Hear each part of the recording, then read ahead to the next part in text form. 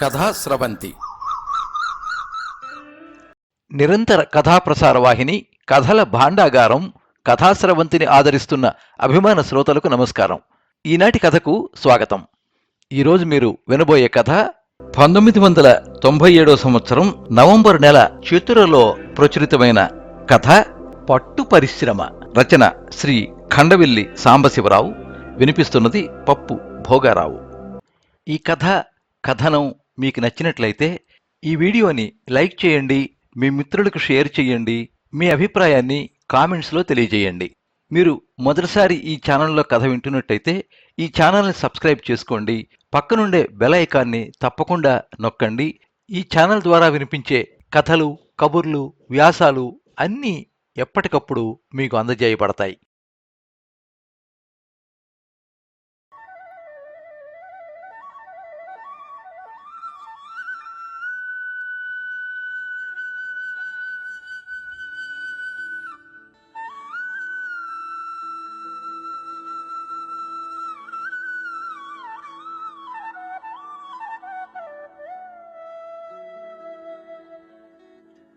అనంతం తన బాల్య స్నేహితుడైన శివ ఇంటికి వెళ్ళాడు. ఒరే శివ, ఇంత ఎండ్రం తాగి చద్దాం అనుకుంటున్నాను రా అన్నాడు. ఆత్మహత్య దేనికిరా పిచ్చాడా?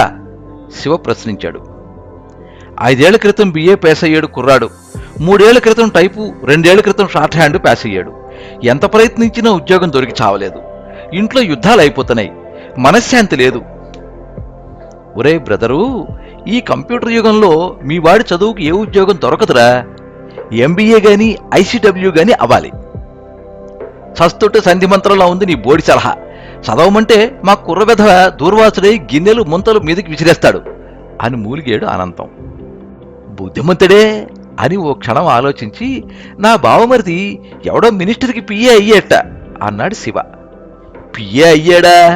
ఒరే బాబు, అతనితో చెప్పి మా వెధవని ఎందులోనైనా తోయించేద్దు, చచ్చిని కడుపును పుడతా. చాలే, నోరు మూసుకోవాయ్. నా బావమరిది కాలాంతకుడు. గజకర్ణ గోకర్ణ టక్కుటమార్ విద్యల్లో ఆరితేరడు ముండాకుడుకు. కోళ్ల పరిశ్రమ పెట్టి లక్షలు గడిస్తున్నాడు. పాడి పరిశ్రమ పెట్టి యమగా దోచేస్తున్నాడు. ఈ మధ్యనే నా మేనల్లుడు వాడిని కలిసేట. వాడి ఉచ్చ పెట్రోలే వెలిగిపోతోంది. ఏదో దేవి ఉపాసన చేసి కొన్ని సిద్ధులు కూడా సంపాదించి మినిస్టర్ల అభీష్టాలు నెరవేరుస్తున్నట్ట. అయితే తాంత్రిక చంద్రస్వామి అంత వాడనమాట. చిచి, వాడు మా వాడి కాలి కోరిక కూడా సరిపోడు. ఇది వరకు పరిశ్రమల్లో సంపాదిస్తున్న చాలక కోటికి పడగలెత్తాలని కొత్తగా పట్టు పరిశ్రమ కూడా స్థాపించేట. అది చాలా లాభిసాటిగా ఉందిట. అవుతే ఇంకే, మా వాడి కోసం నువ్వు శ్రమ పడక తప్పదు. మనిద్దరం బాల్య స్నేహితులం కదా. ఒకే కంచాన తిని ఒకే మంచాన పడుకున్న వాళ్ళం. కర్మకాలి నేను ఎలిమెంటరీ స్కూల్ మాస్టర్ని అయ్యాను, నువ్వు పురోహితుడు అయ్యావు. ఒరే అనంతం, మీ వాడికి ఉద్యోగం వేయించే పూచి నాదిరా అన్నాడు శివ. చాలా సంతోషం రా అని సంకలు గుద్దుకుని, మీ వాడికి నైవేద్యం ఎంత పెట్టాలంటావు? ఇప్పుడు నైవేద్యం పెట్టందే ఏ దేవుడు పలకడు కదా అన్నాడు అనంతం.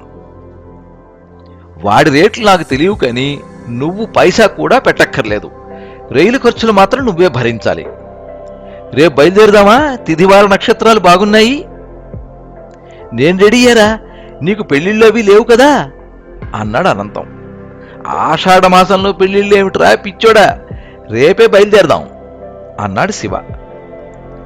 అనంతం, అతని కొడుకు శివ ముగ్గురు ఉరుకులు పరుగులు పెట్టి హైదరాబాద్ చేరుకున్నారు. శివ తన బావమరితో తను వచ్చిన పని చెప్పాడు. ఉద్యోగం దొరక్క ఇంటిల్లిపాది మలబల మాడిపోతున్నారు. నువ్వు ఉద్యోగం ఇచ్చి వాళ్ళ ప్రాణాలు నిలబెట్టి పుణ్యం కట్టుకోవాలరా బావాజీ అన్నాడు శివ.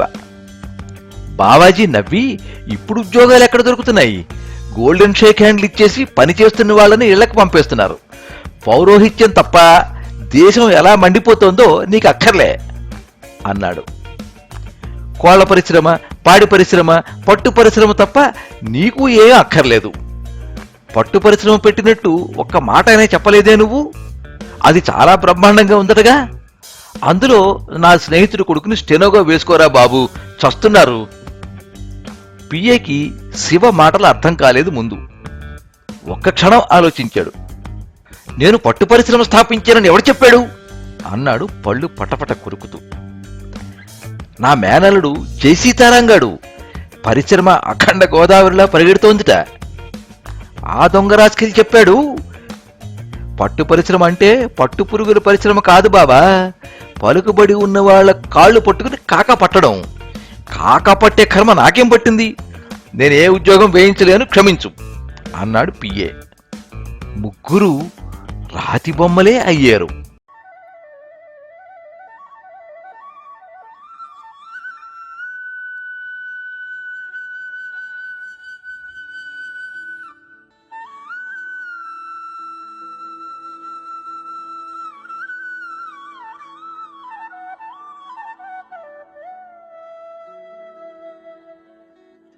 మీరింతవరకు పట్టు పరిశ్రమ కథ విన్నారు.